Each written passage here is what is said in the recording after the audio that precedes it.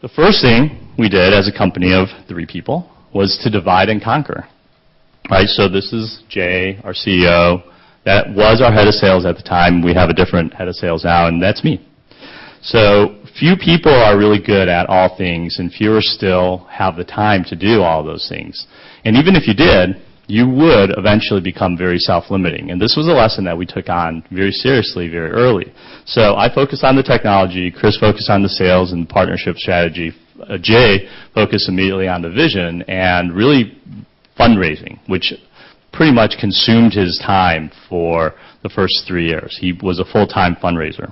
How many of you have read this blog posting called Hackers and Hustlers?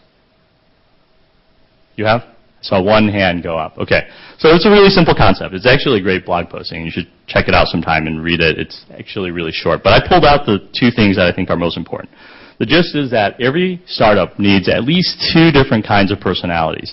One is a hacker. And a hacker is someone who looks at a problem and solves it in a unique and special way. Right, and that's an interesting definition of a hacker. It's not at all associated around coding. It's not at all associated around, the traditional way we would look at a hacker. It's just someone who likes to solve problems in a unique and interesting way. Right, not a brute force way. They like elegance. And then, on the other hand, a hustler is someone who can get people using their product or raise money with little or no capital expenditure. And that part's critical, little or no capital expenditure.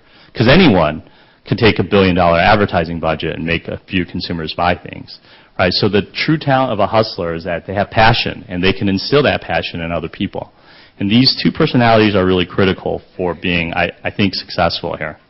And so the second lesson here is to know which one of these you are. And to make sure that whichever one you are, you're teamed up with someone else. And if you have a gap, to fill that gap as soon as you can.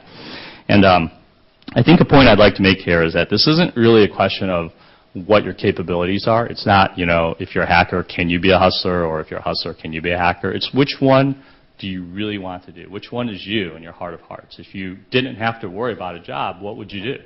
Right? That's really what you are, and you should play to your strength when you're going to be working 18 hours a day.